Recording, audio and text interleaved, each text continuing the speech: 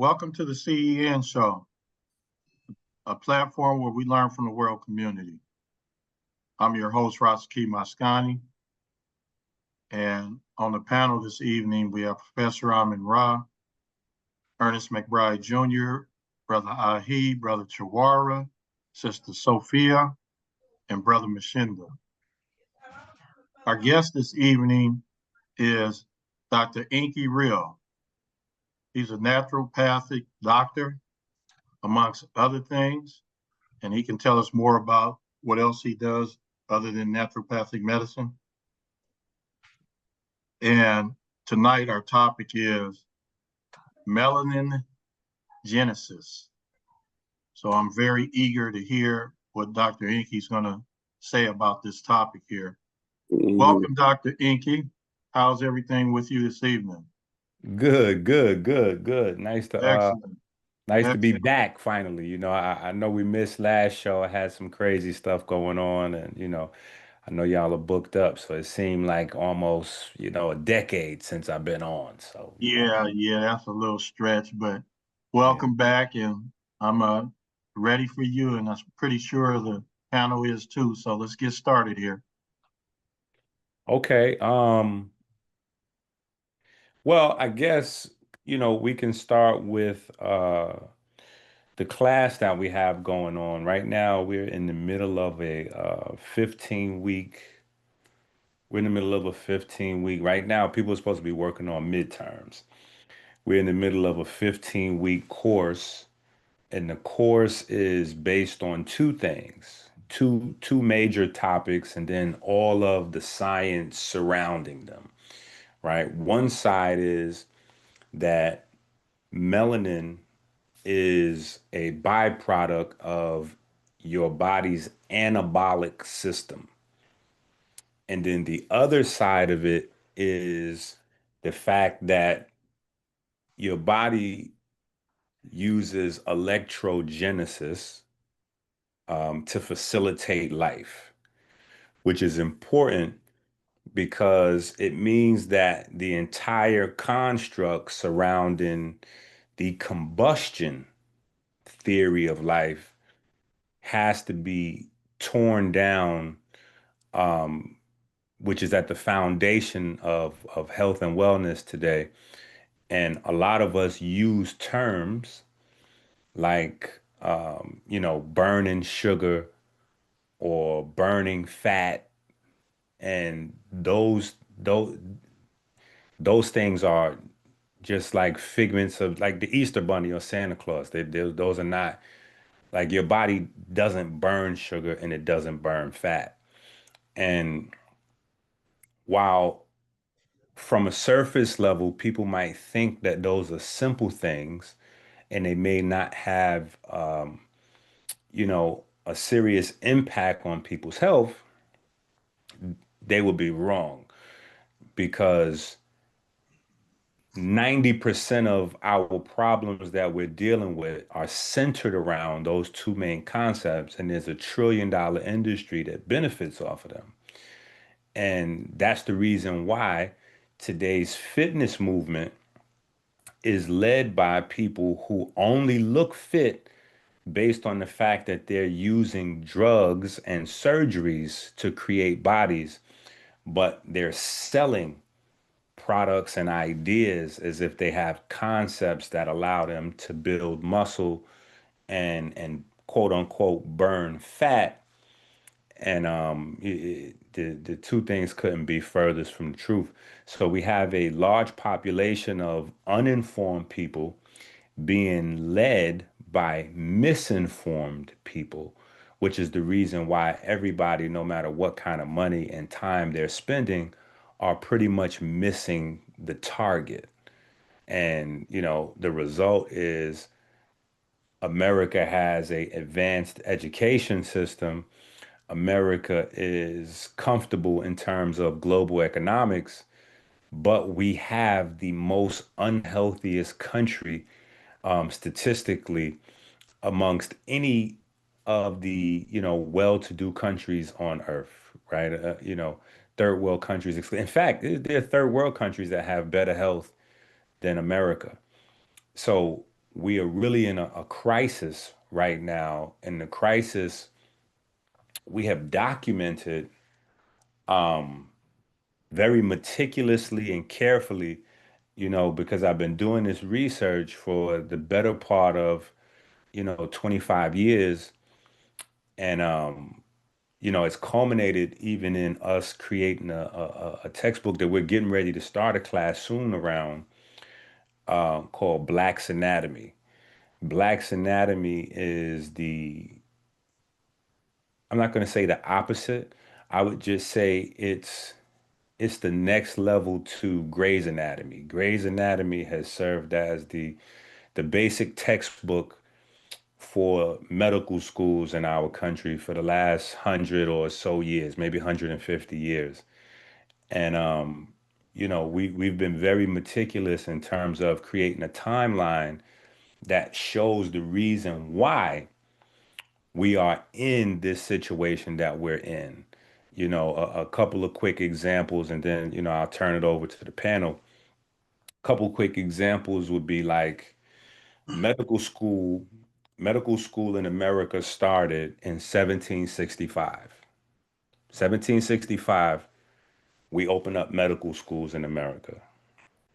It's not for another 50 years that the structure of a water molecule is discovered, right? So what that means is that medical schools were created before we knew that a water molecule was H2O. Like before we understood what water was, we had medical school, right? So that's a problem because the body is, 99% of the body's molecules by sheer number is water molecules.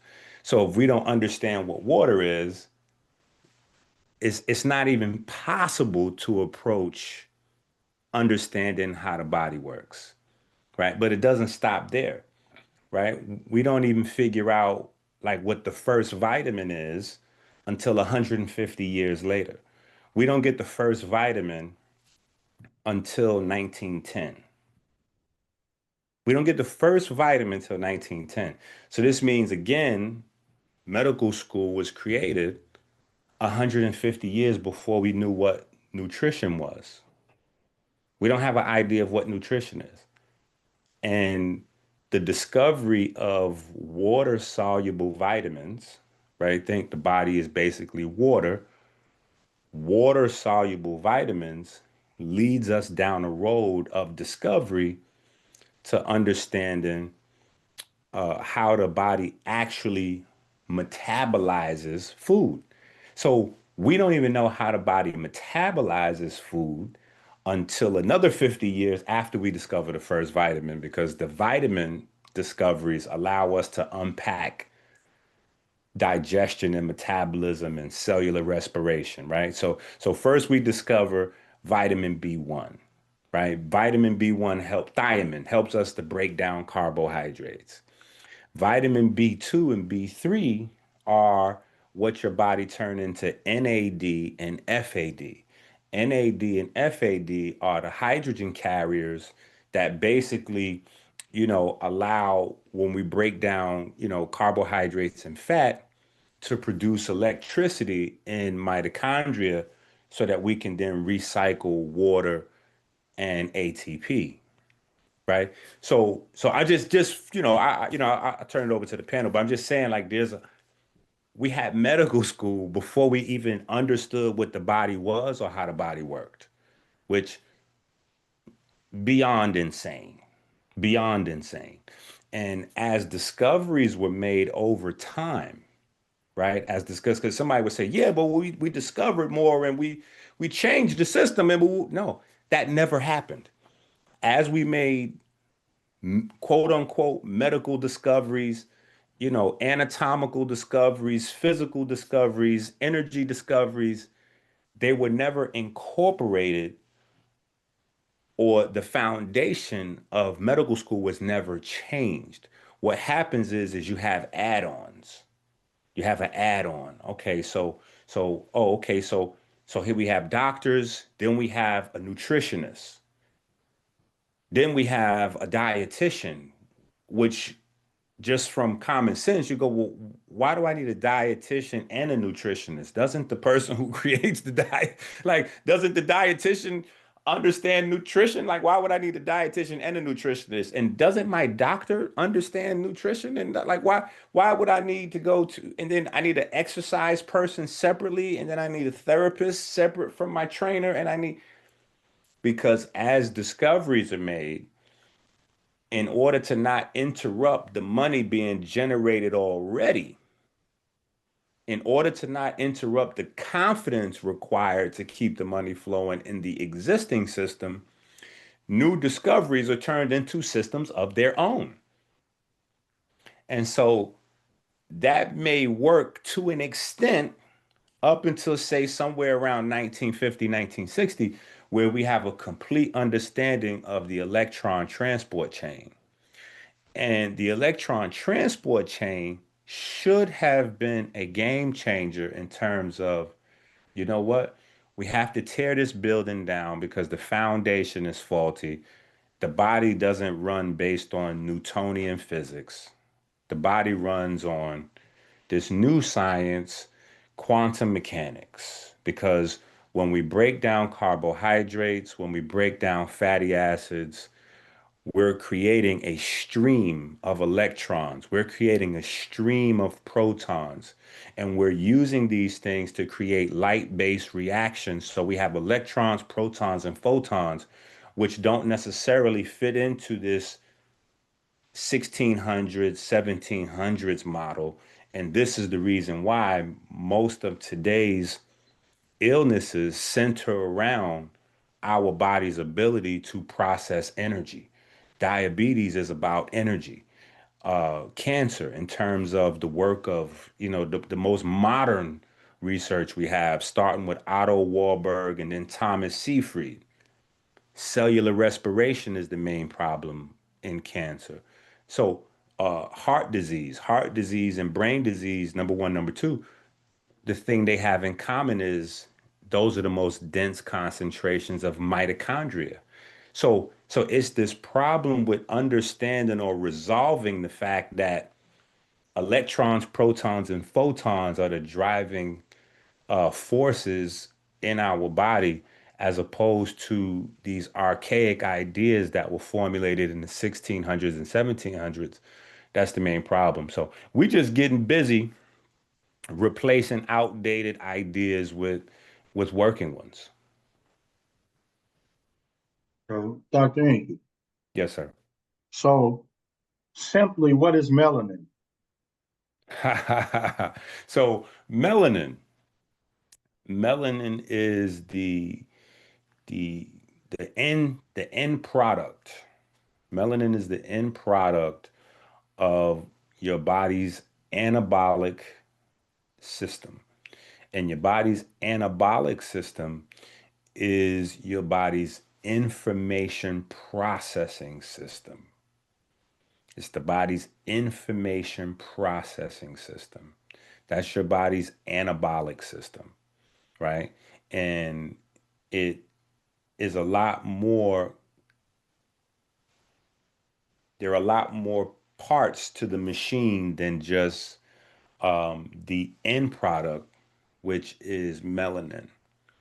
And the reason why I had to preface melanin genesis or the melanin molecule or pigment with the whole entire conversation about, the history of medicine and the electron transport chain is because as a pigment, you know, pigment's jobs in nature is to serve as an interface between energy and matter. Subatomic particles, electrons, protons, photons primarily, and the world that we know of as matter, things that are composed of atoms. Pigments are the interface. So, depending on the type of pigment, determines how it interfaces with subatomic particles and converts them into various forms of information. But that's what pigments do in your body, right? So, for maybe 100 years or so, melanin was only listed in medical textbooks as a waste product. It was listed as a waste product, whether it's the melanin in your skin or even neuromelanin. Neuromelanin was listed as a waste product of dopaminergic neurons, right? Those are the neurons in your brain that process dopamine, right? Then later, when it was discovered that norepinephrine also becomes neuromelanin, then they extended the insult, the injury, to include neurons that produce and process norepinephrine, but it was only listed as a waste product. And the reason most of us jump to that conclusion is we go, well, the white man and the white man system, the white man doesn't want to. And there's some of that. I'm not ruling out some of that being a contributing factor. But the larger part, which for most of us was unconceivable, because regardless to what we say about the system, a lot of us we put our trust in these white jackets, you know, not even more than we do our own, but more than we even do God or our, our religious, we put these white jackets in a state of infallibility. So it never dawns on us that they really don't have a foundation to understand this. And so that's why I kind of gave you a little peek at the timeline, because if medical school is established 200 years before they understand subatomic particles and that subatomic particles are driving biology, then as far as they're concerned, pigment really doesn't have a job except to provide color or except to just kind of take up space. It's not until the late 19 or the early 1960s going into the 1970s that they even understand that subatomic particles are driving biology. So it's only the last 40 to 50 years that they've been discovering all of the various jobs that pigments actually play inside the body. And one of those jobs is to build the body. And when we use the term anabolic, it's particularly the fitness folks, the bodybuilding folks. So, euphemistically, when we hear anabolic, we really just associate that to muscle, right? Building muscle. But that's not the case. As a healer, right? Whether you're a naturopathic, holistic, homeopathic, or even a medical, a doctor. I think everybody probably except a surgeon, right? As a healer, your job is to understand how to stimulate the body to, amongst other things, rebuild specific chains of amino acids, right? If you're trying to help somebody that maybe has a endocrine problem or gland problem or hormone problem, hormones are chains of amino acids. If you're trying to help somebody that has maybe some damage inside the body, right? You have to help that person with cellular turnover. Cells are partially, the cell receptors specifically are built out of amino chains. The enzymes are built out of amino chains. Um, you know, so all of these things center around cellular turnover and understanding how to utilize cellular turnover for healing. That starts with understanding how to input information into the system. And before you can heal, before you can rebuild, you have to tap into the energy system, one shape, form, or fashion. So, one of the most particularly dangerous parts of the standard American diet is that we ignore photosynthesis. And ignoring photosynthesis comes out of this ignorance where, again, we had medical school 200 years before we understood subatomic particles. because photosynthesis is, yeah, it's how plants make, fruits and vegetables out of sunlight, but that is a subatomic particle driven process. It is the plant's pigment, right? Starting with pigment, once again, it's the plant's pigment able to harness photons to attach water molecules to carbon atoms. So it is a exchange of photons and electrons that drives the energy process of attaching water molecules to carbon, right? Because a water molecule and a carbon atom is the basic unit of carbohydrates. So understanding that process and understanding that photosynthesis is the root of the food chain, when we look at our standard American diet and even the two fitness diets, which are, if you're not doing the standard American diet, chances are you've been led by the fitness community to be on keto or some version of paleo, carnivore, high protein thing. And all of these ignore photosynthesis, because photosynthesis is a diet that is based, it's a system based on pigment, fiber, and water. Pigment, fiber, and water. And those are the three things that are left out of all of those diet programs, which is the reason why we have to find synthetic means to replace the things that we're supposed to be having naturally. Like, you have a wide push for steroid legalization, or TRT, to become standard so that all men over 30 or 35 years old should be on steroids. Same thing for women. You have the massive push for GLP, GLP agonist drugs right now, which is the whole entire business of GLP agonists is a replacement for photosynthesis, because your body naturally produces GLP agonists when you eat fiber. You eat the fiber, your body breaks that down into short chain fatty acids, and then your microbiome does the rest of the magic from there, right? And you get more GLP, stimulation than you can handle. But again, that doesn't happen in a fiberless system, because we don't eat enough fiber, because we're not eating enough plants. Now we need needles. Now we need drugs. Now we need, we need something else to take the place, because the dynamic of how the body works is not going to change. So we can have the natural inputs, or we can get synthetic ones to patch it up.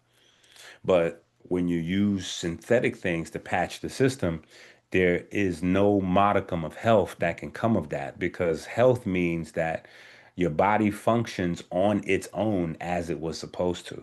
So the moment that you need some sort of synthetic crutch, that's not healthy. You're not healthy on, you know, injections and various things that you got to take because you have system failure. And that's what it is.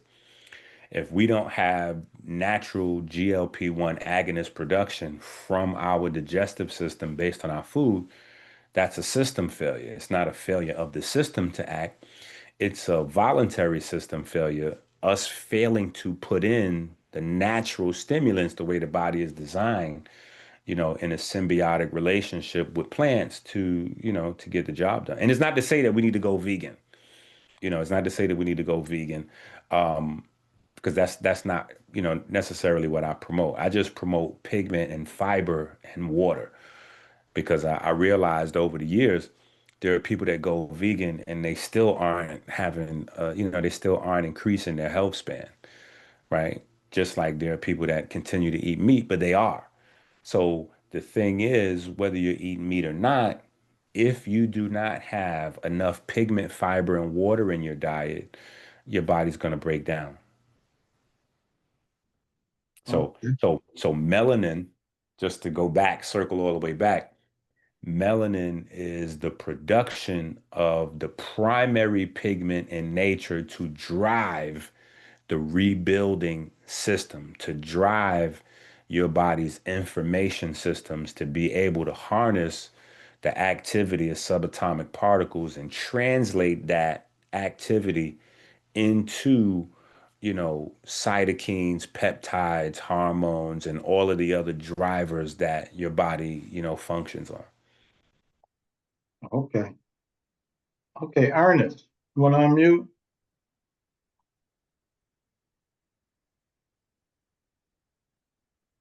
You have any questions, Dr. Enqi? No, not really, because I just try to use a basic diet, just what from my mother, and I don't know whether she got it from a grandmother, and we try to eat a lean meat and a vegetable, and maybe a stable like potatoes or something like, or maybe rice. So, and that's all I eat every day. I don't try to do no diet or eat or no special vitamins or nothing. Just you do the basic foods and stuff. So I'm kind of just really listening, taking all this in. So, Okay, but all I right. see what it means about the fiber and the water and the pigment. I'm kind of confused on that. So, Okay, that's a good start right there. So when you say the pigment, fiber, and water have you kind of confused, help me to help you. What in what but way just the pigment. What are you saying about pigment? we should have a diet driven by making sure that we get in a healthy amount of at least 3 to 4 different colorful foods a day. Purples, reds, greens, yellows, oranges, even whites, even whites, because in nature, cauliflowers and things that they actually have their pigments still. They still have pigments.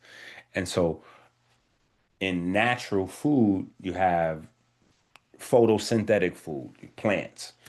You have your pigment on the outside, and then you have your fiber on the inside. And in between the pigment and the fiber is where all the nutrients are, right? Your antioxidants, your minerals, your vitamins, all those things are in those layers. Even to the point where some pigments are classified as antioxidants or, like flavins and polyphenols and all of these things. These are all pigments. So if we focus on getting these things, even like keeping it simple, right? Just focus on the pigments. We don't necessarily have to get sciency where we get lost in long names and if we just because what's happening is names like quercetin and ubiquinone and all of these different things, it makes it more complicated than it needs to be. So if we're getting in a bunch of different colorful natural food every day, we're getting in all of those things that they're going to tell us on, maybe the Oprah Winfrey show or something like that is a superfood and blah blah blah blah blah. That's not really a real thing. There's no such thing as a superfood. Superfood is a commercial, it's a commercial concept. They do a marketing campaign, gross domestic product exchange, and now, a fruit or a vegetable that doesn't grow in our country that grows in somebody else's. We're gonna put the whole country's attention on buying it, and they'll probably be doing the same thing in their country over there. So they may be telling their population that apples are a superfood and it's amazing because it'll rebuild up your liver and bile and this and that, which are true. But because we got apples everywhere, we take apples for granted. So a country that may not be in a climate to grow apples, they're going to be promoted as superfood over there.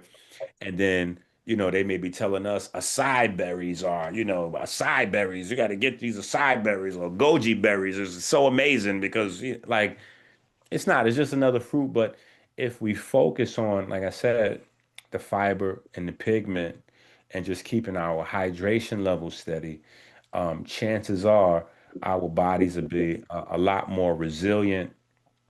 Our bone marrow even, will respond to these things. And the bone marrow is really the fountain of youth in terms of, your blood and all of your immune products are generated in the bone marrow.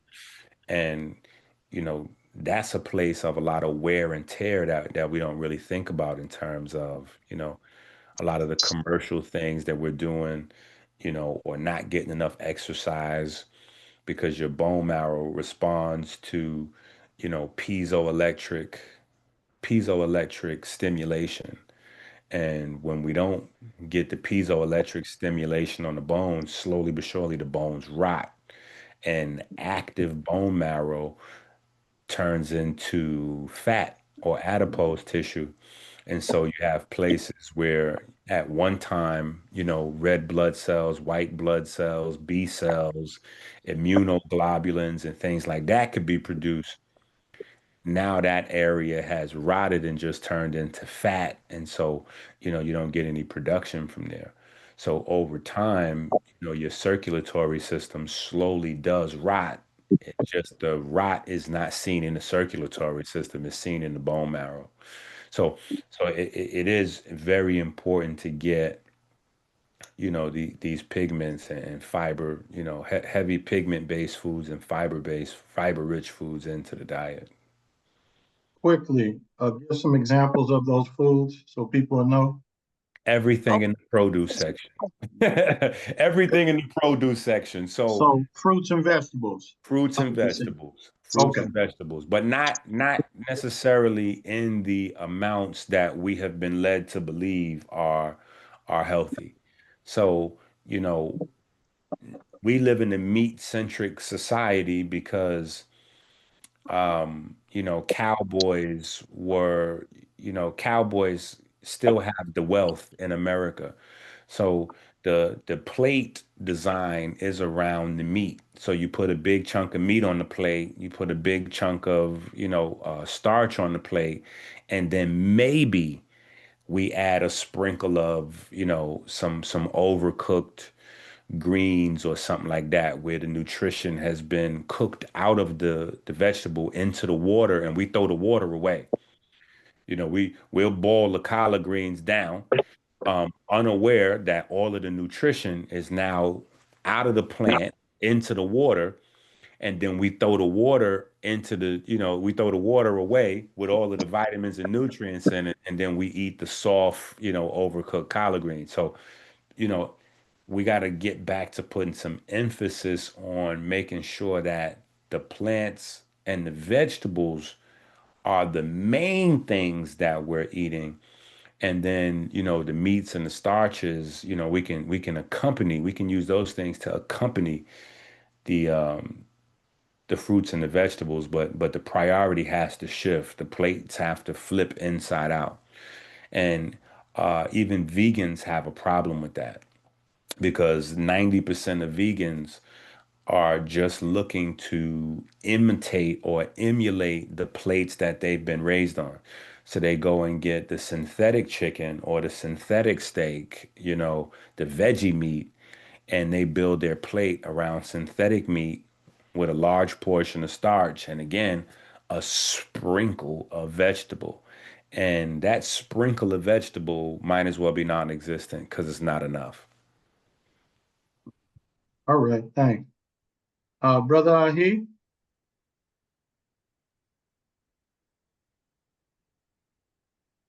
Brother, are you saying that the electricity is the catalyst of life and the pigment and water are the fuel? Man, somebody on time. That's absolutely what I'm saying. But Can he repeat that, please? go ahead, brother. I'll let you repeat that, and then I'll come back in again because that was good. That was good. That was a bar. That was a good, powerful statement. Go ahead and repeat that for the family. You're saying that Electricity is the catalyst of life, and pigment and water are the fuel. Absolutely. Absolutely. Which is the reason why, if we look at two things, right? If we look at photosynthesis, right, and then we look at cellular respiration, or branched out to include beta oxidation and the Krebs cycle, right? That tells us the whole entire story of life right there. So for people that don't understand, you have three macronutrients, right? Your three macronutrients are carbohydrates, fats, and proteins. Now, proteins, your body breaks those things down into amino acids so that your body can use amino acids to build up the structures of your body. So protein is mostly structural.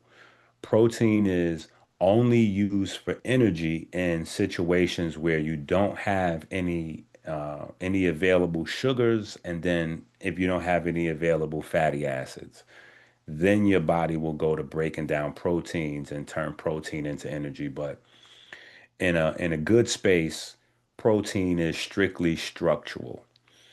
Fatty acids have to, well, I'll put the pause right there. So we have fatty acids and carbohydrates for energy production.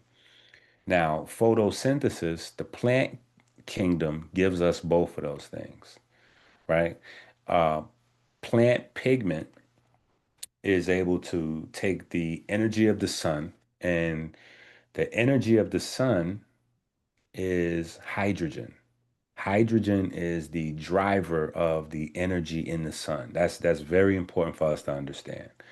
Hydrogen is the driver of stars. Hydrogen is the driver of stellar activity, stellar power. The light, the magnetism, the electricity, the sheer force from stars, the power of stars comes from hydrogen, the fusion of hydrogen, and then it grows from there to include heavier and heavier atoms. But hydrogen is the source. So when we talk about a plant using the power of the sun, right, to create carbohydrates, we have to realize that that power is hydrogen, right? Which coincidentally is how we measure specific activity in the fluids of the body, pH, right? pH, power of hydrogen, right? And, nature is designed in a way where you can, I understand the atheist, ideas, but nature is designed in a way that if you study nature, you'll know that there is a supreme intelligence behind everything that we have going on. pH is a primary example, right? The optimum pH for your blood is 7.365. 7.365. 7.365, you can look at that and go, wait a minute. Those two numbers we're familiar with, right? There are 7 days in a week and there are 365 days in a year. Well, why are there 7 days in a week and 365 days in a year? Well, the reason why our days are set is because of our rotation around the sun. And so the sun sets our distance from it based on our planet's mass and our rotation around it, which takes 365 days. So the sun, the hydrogen source, our local star, is setting us as a planet in a band and at a rhythm of 365 days. So there's no coincidence now that that same number is encapsulated in our pH. It's almost like a signature, a sign of nature inside your blood, right? But we can go beyond that, right, to photosynthesis. So photosynthesis again is the process of taking water molecules and attaching them to carbon. A water molecule is made up of hydrogen and oxygen, two hydrogens and one oxygen. So it takes two hydrogens and one oxygen, attaches that to a carbon, and that's your basic unit of carbohydrates. Now, that works beautifully for energy production. That works beautiful for energy production. The problem is, in order for life to be, in order for life to go into the future, plants actually need, just like complex, more complex life, we actually need a long-term source of energy, right? Because carbohydrates go bad. So we need a long-term source of energy so that, when plants create seeds, inside the seed, there can be energy uh, ready to use if that seed is fertilized in a day, in a week, in a month, or 5 or 10 years from the time it's released from the fruit. And so nature has created fats for that long-term energy process. And a fat is basically a very similar unit. It's a carbon, two hydrogen atoms, but it doesn't necessarily have the oxygen. So a fat chain is usually, the body of a fat chain is a carbon with two hydrogens on the outside of it. The oxygen is missing. Now, when you understand that process, that gives you the key to human metabolism. The key to human metabolism is the breath, right? That's the breath. It's breathing that allows us to maintain a healthy fat, to metabolize excess fat. Controlling our breath rate allows us to control our weight. We metabolize fat with oxygen. That is a whole beta oxidation. That's why it's called beta oxidation. We're oxidizing the stored fat.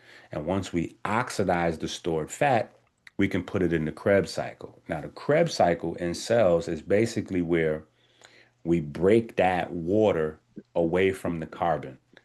We break the water away from the carbon so that we can use the hydrogen for energy. The hydrogen atom gets broken down again into an electron and a proton. That electron and that proton, right? That's what allows us to recycle water and ATP. So in that process, I might have went kind of quickly, but in that process, you didn't hear anything about fire. You didn't hear anything about combustion. So there is never a time when you've burned sugar or burned fat.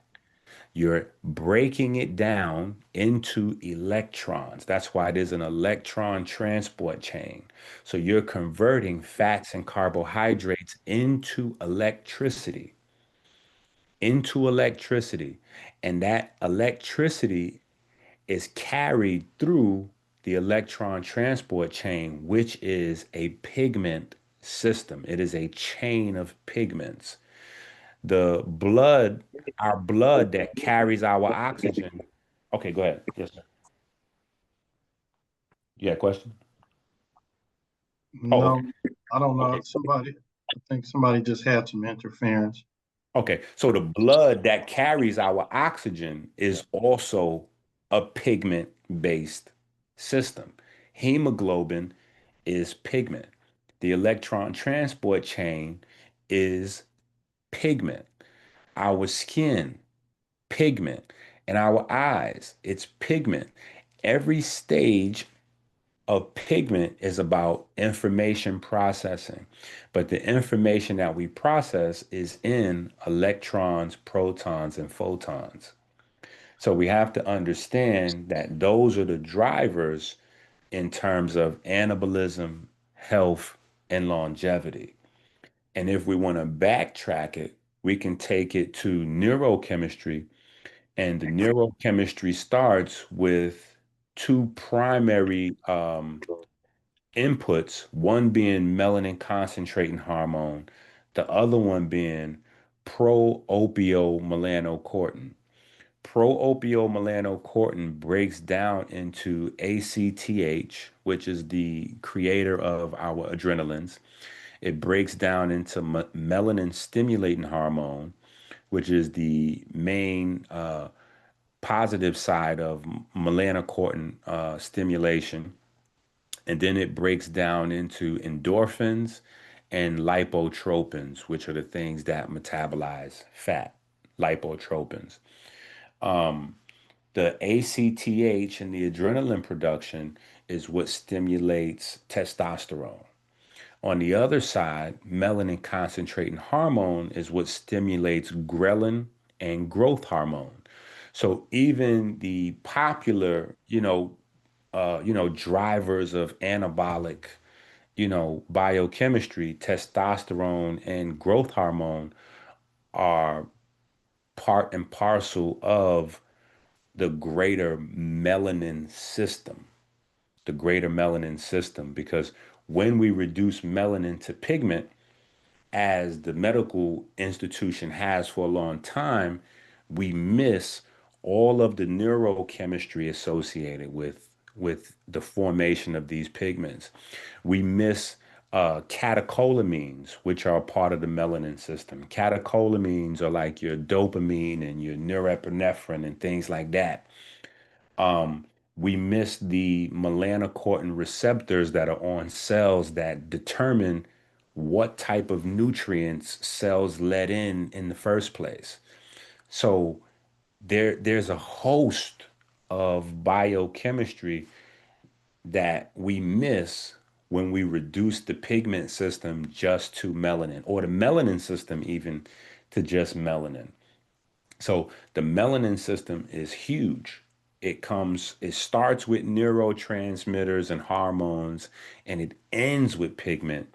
And it is the primary driver of information in the body. And it includes, in the periphery, the secondary and tertiary pigments like opsins and globins, right? And globins is your heme units, hemoglobin, myoglobin, which is your respiration system.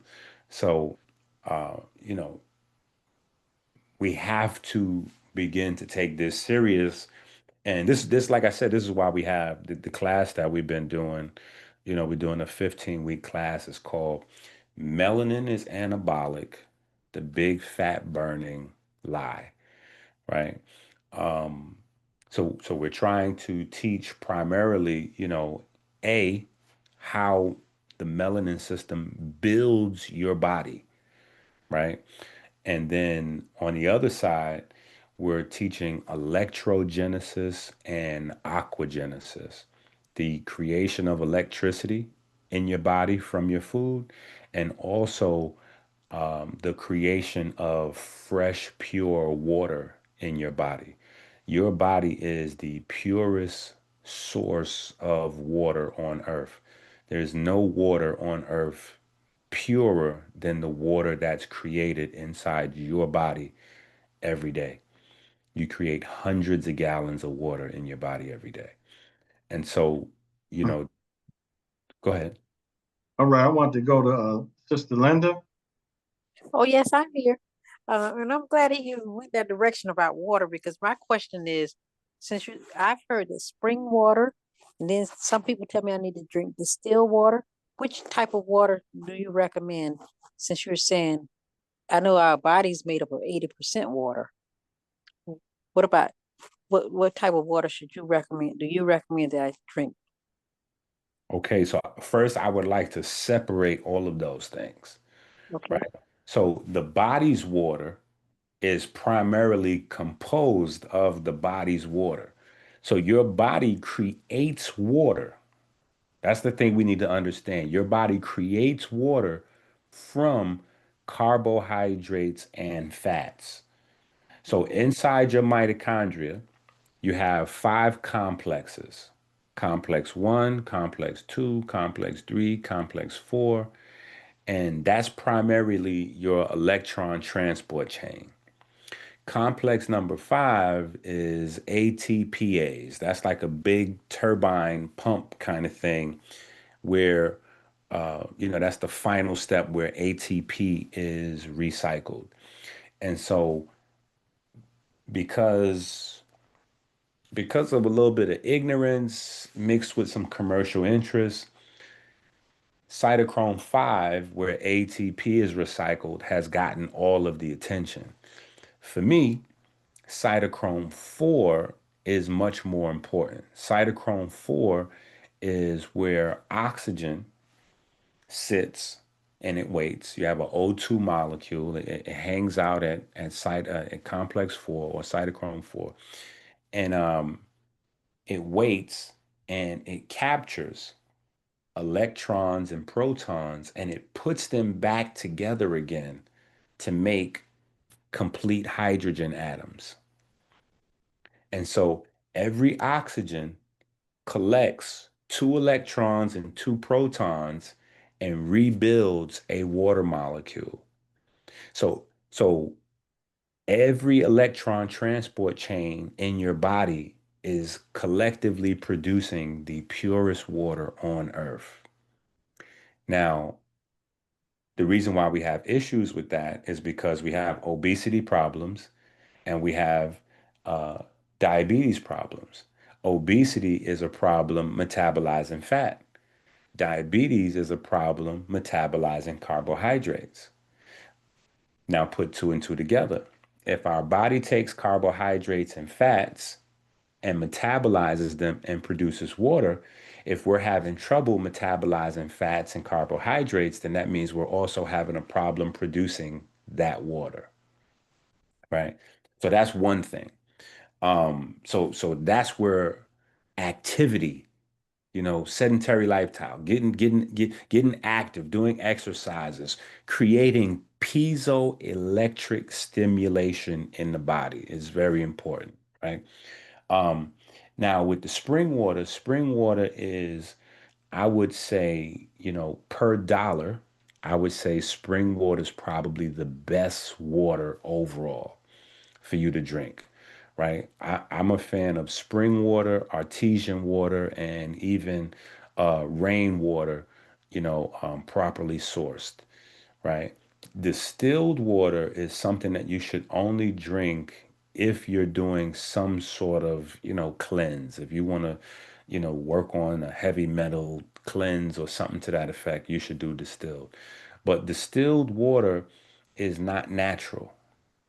Distilled water is not natural. And distilled water is going to do what water does. Water is going to look to complete itself. So water likes to attach itself to, magnesium and calcium and a host of other, bicarbonates and things like that. So when you get spring water, when you get, well-sourced, high quality rainwater or artesian water comes from like, glaciers. And you get high quality natural water, that water is already going to have some degree of bicarbonates and magnesium, calcium, and some of these things already in there that your body can then use along with the hydration. And again, the fact that these biochemists understand how our body works better than we do, they're selling us these things back separately. So they'll sell you the water in one shape, form, or fashion, and then they'll sell you a bunch of powder packs that you add to the water to add electrolytes or, water soluble vitamins or these things that should naturally be already with the water, right? Water is not something that you want to do on a regular basis.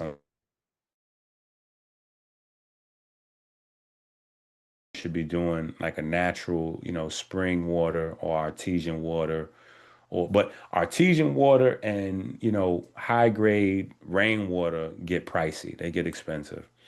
And, as a single dad with 5 little ones, for me, you know, everything has to be on a budget, because your health is not going to be changed by something you splurge out and do every once in a while. Your health is going to be based on what you do all of the time. And every day, what most of us do is just drink tap water. That's one of the greatest, uh, I would say that's one of the most, that's one of the largest well-kept insanities of American society. And I had to write a book about it. I have a book out there called The 40-Day Fruit Fast, where I really kind of let my frustration out about it. Um, because it was something that was building up like a pet peeve of mine.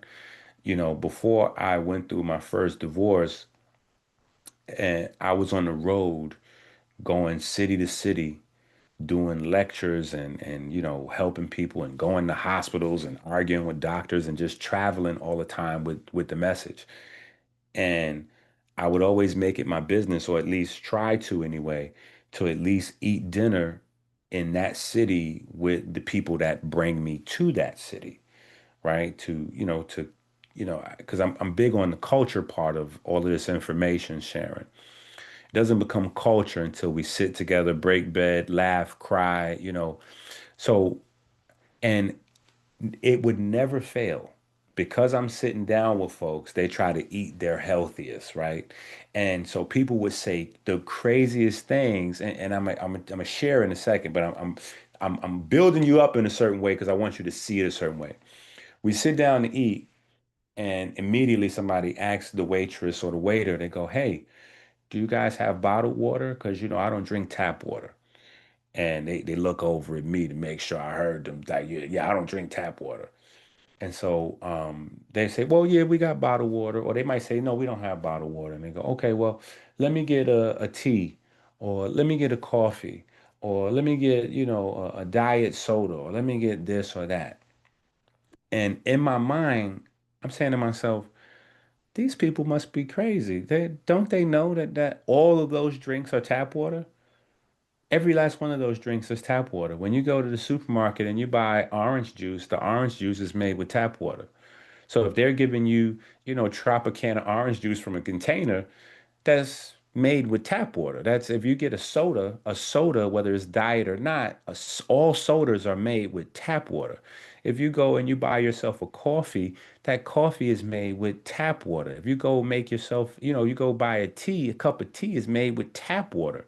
Like every single drink that is commercially made is made with tap water. These companies aren't making millions of dollars because they're making our Pepsi with like bottled water. Starbucks isn't making coffees with Fiji. Like they're making coffee with tap water. So we have to understand that, we're consuming a certain amount of tap water regardless. So if we're going to really improve our water drinking, we have to be mindful about what it is and have a real strategic approach so that, what we're doing is consistent and is long term. I'm not saying not to drink, these items, but I'm just saying to know what these items really are. Most of these commercial drinks and juices is just tap water with some other stuff added into it. So you have to keep your body generating its own water to keep most of the water in your body pure, right? It's more important to focus on the water our body's producing as opposed to what we're drinking. And then what we're drinking, we want to make sure that we're getting something of decent quality that we can afford to maintain long term, so that we're not just buying, expensive bottles of water every so often, but 25 days out of the month we're drinking whatever. And then, every so often we have a Fiji, or we have, whatever, one of these Essentia, we buy Essentia and Fiji every so, like, it's got to be consistent. So All that's what. right. Thank you. Brother Chiwara? Yes, yes. Greetings, greetings, greetings. Peace. How is everyone this evening? Good? Good. Yes. The water that the body makes, Yes. is there a way to monitor? I mean, first of all, how much water does the body make in a 24-hour period?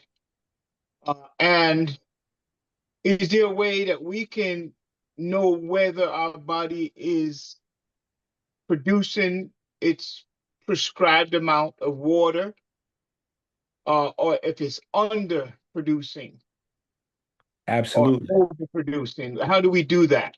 Absolutely. So, and The specifics, so that's body specific. So there's not an exact number, right?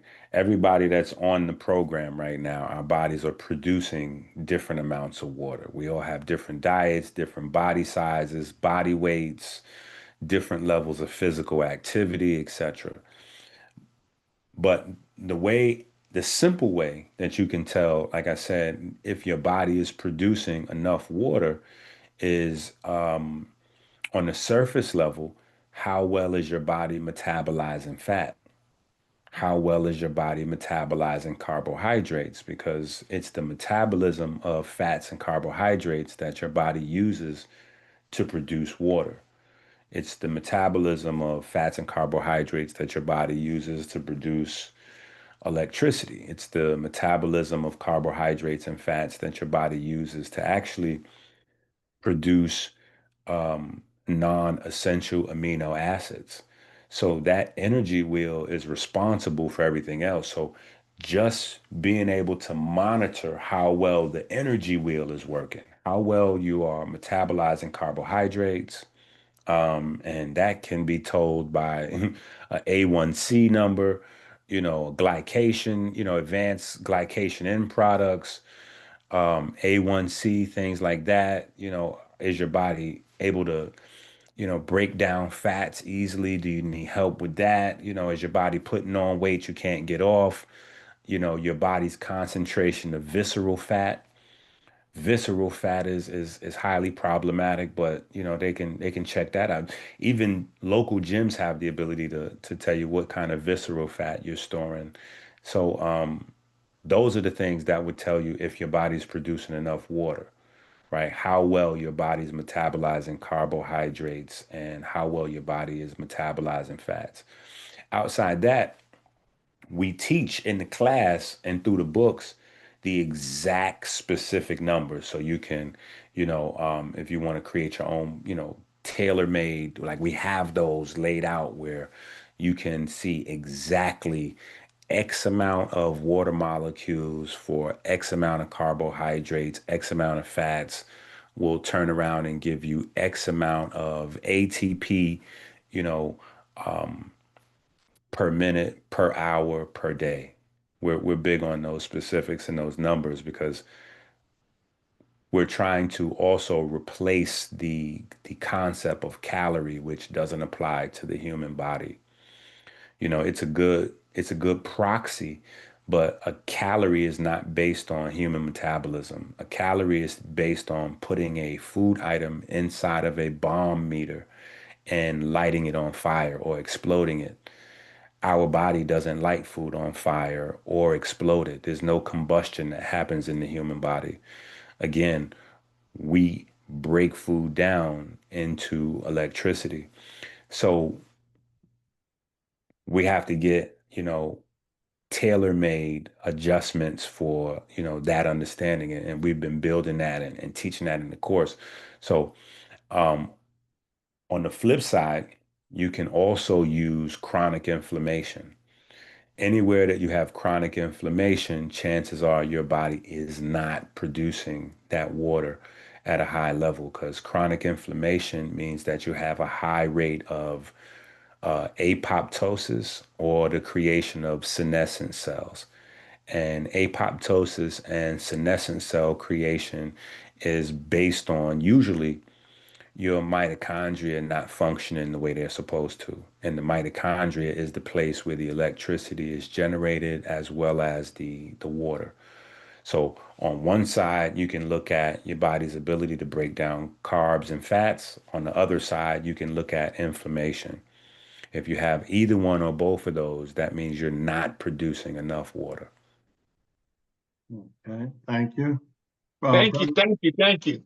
Yes, sir. That was a good question. That was good. Brother Mshinda. Yeah, I don't have any questions. I appreciate Dr. Enqi coming back on tonight. I'm definitely going to go back. Listen, I glad this is can't being come on recorded. enough. Listen, brother, I can't get on enough. I'd love to be Right. more frequent. So I definitely appreciate Yeah. the sentiment. This is a serious lecture. Like I say, I'm gonna go back and like I say, rewrite my notes. and understand what you're saying. I got the gist of everything you're saying, and a lot of it makes sense to me. Just based on my own research or my own studies just over the years of, taking in information and things like that. But you put it in very scientific terms, which is, and I like to, like I say, I'm gonna have to go in and break it down a little more. But I just appreciate you coming on and keep coming. That's all. Hey, I appreciate it. And we have a book that goes along with the class. It's called Melanin is Anabolic. Do I have it right here next to me? Yeah, I don't know if y'all can see this, but this is the book. And inside the book, it really simplifies. So the book, it's written in a way where you're an observer, observing a college course in session, right? So you're observing the teacher and the students' interaction, the daily conversations, and then after that, it gets a lot more specific, and you have the science outlined along with homework and stuff like that.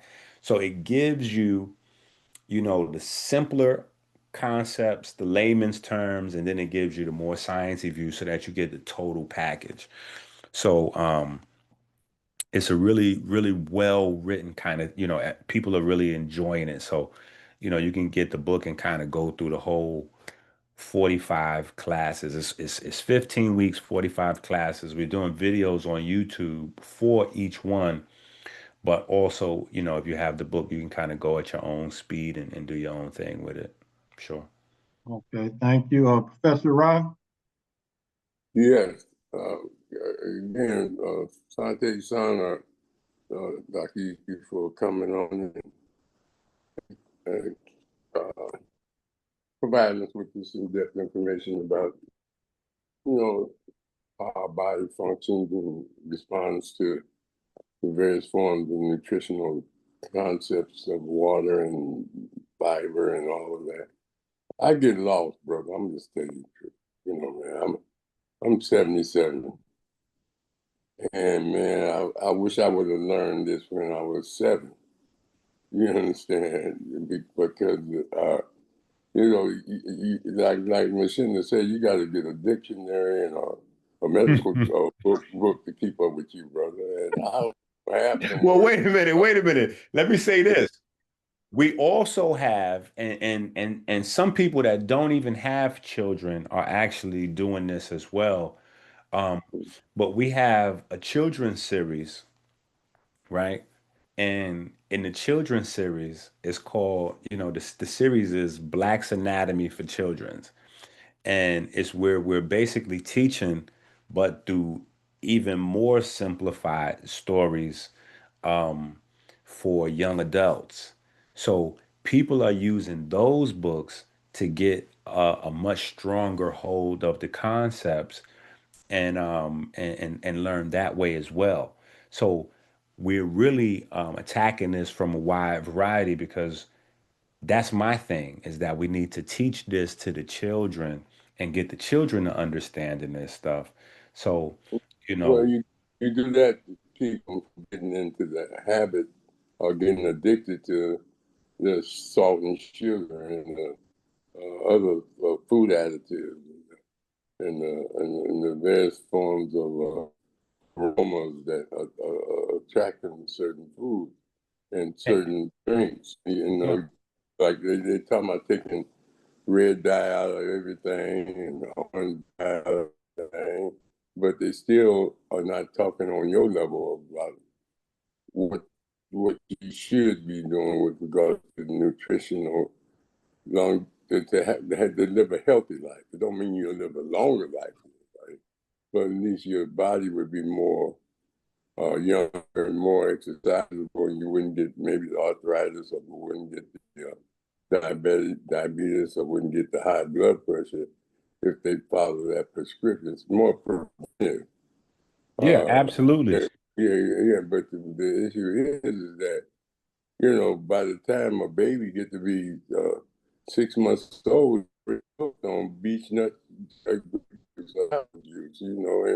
and that's sugar, straight sugar, and the addiction just go on and on and on because the most primary person that feeds you is your mother and father, and parents or wife, or you feed Yeah, yourself. that's a fact. That's But why we attacking everybody. We yeah, trying to yeah, get the but yeah, they we got trying to get the they, adults, the babies, everybody with this information. yeah.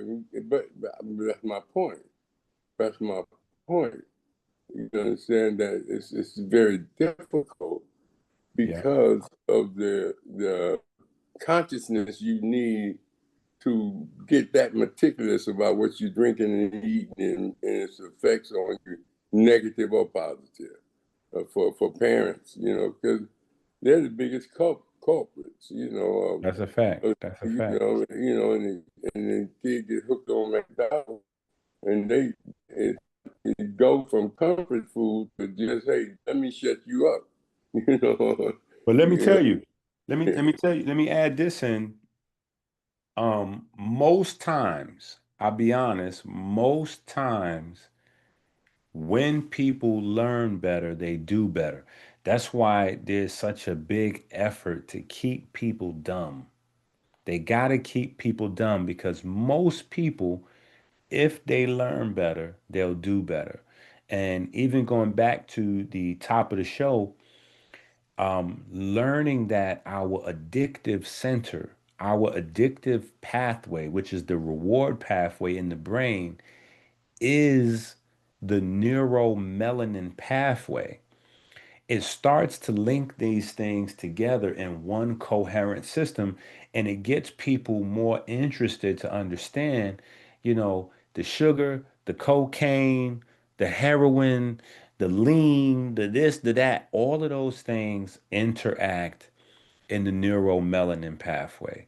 And so, for me, the common conversation around these things, it works, but a lot of times, if you don't have the scientific part, people will be interested. They'll even get, passionate to an extent.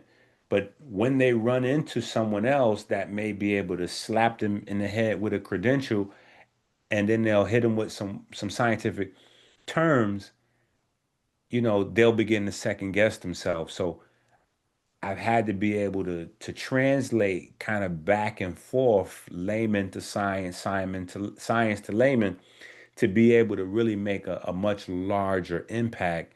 And now that we have the approach where we can, work on the adults and the children at the same time, it's just a matter of how you bring things to people's attention. Like I use my children, I have 10 children.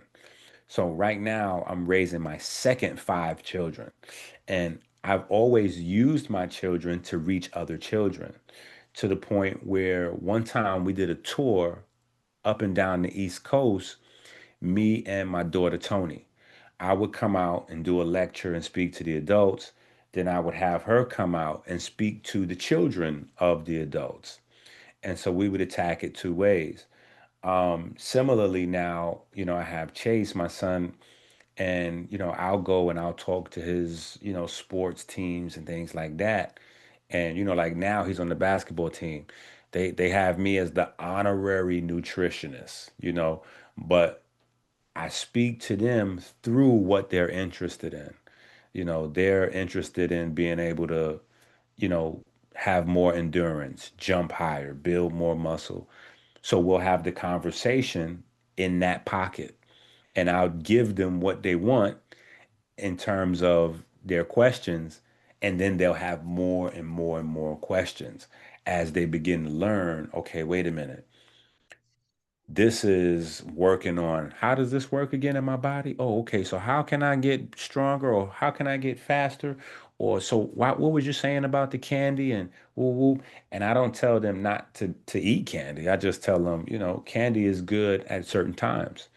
If you're gonna do it, bring you some candy, and in the middle of a 3-hour workout, you know, have you, eat your candy then, eat your cookies then, eat your snack, your snack cake or whatever. At that time, that's going to give you more energy to translate throughout this workout, as opposed to, just randomly eating high sugary things and then, you're watching TV. So that translates into addiction through dopamine spikes and quiet inflammation. So now you're not getting muscle development, you're getting male boobs and a fat belly, that the girls might not necessarily be interested in, or, you're not going to be able to, when you get on the basketball court, you're going to be the last one to get picked if you get picked at all, or, just talking to people through things they're interested in. For my age group, it's more about, heart function and brain function. People understanding, Alzheimer, dementia, those things are driven by neuromelanin production and neuromelanin loss in the brain. So if we want to know how to better protect from dementia and Alzheimer's and Parkinson's, we have to understand the melanin production conversation. What stimulates new production? What causes melanin or neuromelanin loss or degeneration? In terms of heart health, you know, um, there's a lot of conversation about the cardiovascular system, but there's minimal conversation about the heart biochemistry in and of itself. The heart is complex.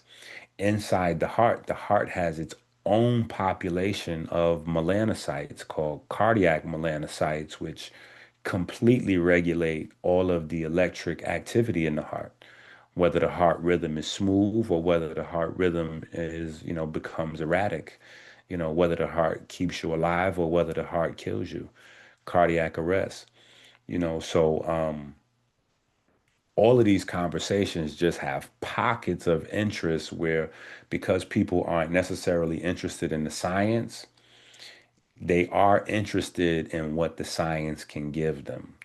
So finding those pockets is the way I've been able to kind of create some conversations with folks that may not be interested in the other side of it. And then with the storytelling is fun and it works on a variety of ages, which is the reason our ancestors, going all the way back to Kemet and beyond, they use storytelling to teach science, because you can take complex information and break it down into simple nuggets that you almost learn without even knowing that you're learning some more complex stuff. And we have throughway. We go back to Kemet. We have the concept of anointing the body to preserve the heart, creating what was called a Christ or a Christ. And that concept was passed on through the Greeks and the Romans to, the biblical narratives.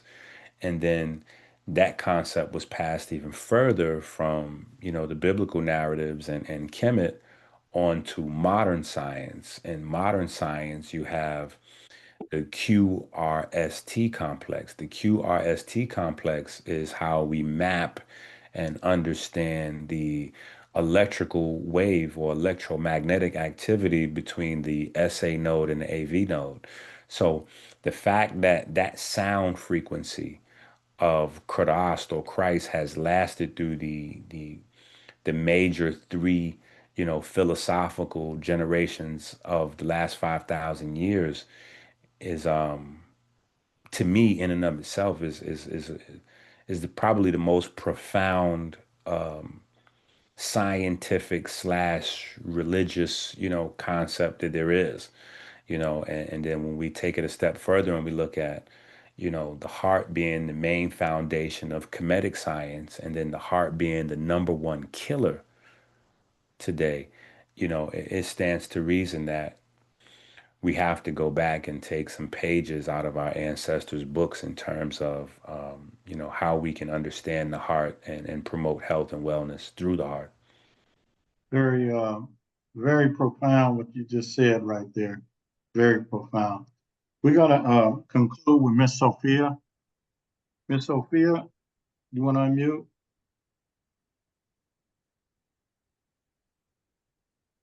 Maybe not. Hello, can you hear me? Yeah, do you have a question before we leave this evening for Dr. Enqi? Well, I just wanted to say thank you for that incredible, information, and and it is backed up by so many studies that I personally have read, including one that's by Dr. Stacy and Jonathan Berg, in what they have said about melanin is that it is the healthier, like the older people who are healthier have more melanin, tend to have more melanin. and and also based on their research, they're also saying, I'll quote, in fact, it appears to us that melanin may hold the primary supply of energy while mitochondria produces supplemental energy in an opposing but complementary interdependent relationship. So that's how important that is. And when people get like Alzheimer's, Parkinson's, it's when you have a loss of melanin, your body does not have that energy to clean out your brain, at night. I know Dr. Enqi has spoken about lympho, the lymphatic system, but the glia cells are not able to their function because there's not enough energy to be able to do that. It's because of a lack of melanin. So, and yeah, so it's an important topic, and then it's all, and the melanin, they always say it's, most people only know it's in the skin, but it's found in multiple tissues, like Dr. Enqi said, the brain, the heart, the ovaries, and other tissues. So and then I'll top it off with the fact that there was a drug that I don't know anything about the drug, but it's called nilotinib. And according to their research, they said that it's the drug with such remarkable videoed patients' responses in 2015, no longer available on the internet. So they yanked it off the internet because what it did was it helped clear the brain of plaque in individuals. But what the drug does, it induces melanogenesis. It helps produce melanin. So the melanin is definitely critical in helping with all aspects of your health. So lack of melanin, more infections, lack of melanin, more of these diseases such as Alzheimer's, Parkinson's, and so forth. So, and I know a lot of people that I have seen like use umbrellas to avoid the sun when you actually need the sun. I'm not saying that everybody, shouldn't protect themselves from the sun, but it's, the sun source is the best source of, melanating your body, I think, in that situation. But I wanted to just add to that and just say we're so incredibly appreciative of the classes. I mean, the books that Dr. Enqi has, he has books on how to also increase your melanin. So that's part of his book collection. So if you want to look into that so that you can protect yourself and in preventing all these serious diseases that are faced among, our society today. But thank you so much, Dr. Enqi, and thank you. It's an honor just to be on your show, Mr. Maskani. Well, thanks a lot for being responsible for Dr. Enqi being on here, Miss Sophia. We appreciate that. So thank you for your commentary also. So Dr. Enqi, what you want to leave us with this evening until we see you next time? We got to get the pigment and the fiber in, I guess. And, my one of my adopted family members was Gil Scott Heron. And I got a chance to ask him personally, like, what did he mean specifically with the revolution would not be televised? And he said it was going to be an internal thing. And so I took that to mean in your mind, right? Even though that's not what he said. He says it's an internal thing. So now over time, I've been looking back at that statement, and I think it starts in the mind, but it's your internal transformation, and being able to utilize and put into practice some of the things that we learn. And so I think it's just important for us to really, you know, get to the space where we are focusing on understanding our body, because no matter what kind of money we make, and I think that's where we are in terms of our American experience, no matter what kind of money you make, you're never free if you don't understand your neurochemistry and your biochemistry. If you don't understand your biochemistry, somebody else is controlling your body. If you don't understand your neurochemistry, somebody else is controlling your mind. So it doesn't matter what kind of money you have, or transient success, you know, we're not going to have long lasting success without freedom. And that's something that we have to attain on the inside. That's excellent. Professor Ra has a video out and an upcoming book when we're able to complete it, with the section on don't let your oppressor be your teacher. So That's very important. I can identify with what you're saying, Yeah. most definitely, because we tend to just take what we've been taught and just go with it. That's a We fact.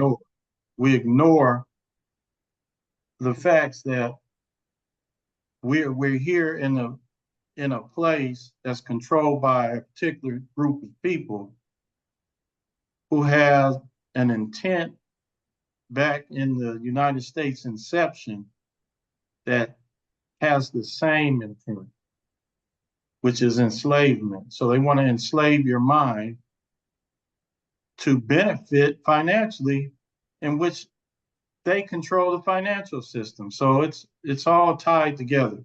But I appreciate you, Dr. Enqi, coming on, providing us with this life-saving information. Definitely. That's Thank you. what we need to do. We need to save our lives, and we're not letting the oppressor teach us. We're That's getting right. taught by people that's like us and have our best interests at heart. So I appreciate you, brother. And we will do this again soon. Yes, And sir. so I will be in contact with your agent, Miss Sophia. Yes, yes, yes. And anybody else that has, you know, some shows or some podcasts, feel free to get in touch with the brothers, or Miss Sophia, so we can really get this information out there. You know, we have the books for the adults, for children, and it's time that we have to make an aggressive push to get this information everywhere. Okay, well, I appreciate it. So next Wednesday, we have Professor Akanyele Imoja coming on, and he's going to be talking about this book right here, Memoirs of Robert and Mabel Williams, African American Freedom, Armed Resistance, and International Solidarity. So that's our guest for next week. Real good friend of Professor Ra and Joe Hembrick. So Professor Ra, next Tuesday we have the national leader of the Revolutionary Black Panther Party, Ali Muhammad, Dr. Ali Muhammad. So that's next week. And then one more thing, we have another naturopath coming on, and let's show that on Saturday with our series Message to the Black Diaspora. So let's take a look at that before we leave. Here it is right here. Let's share it.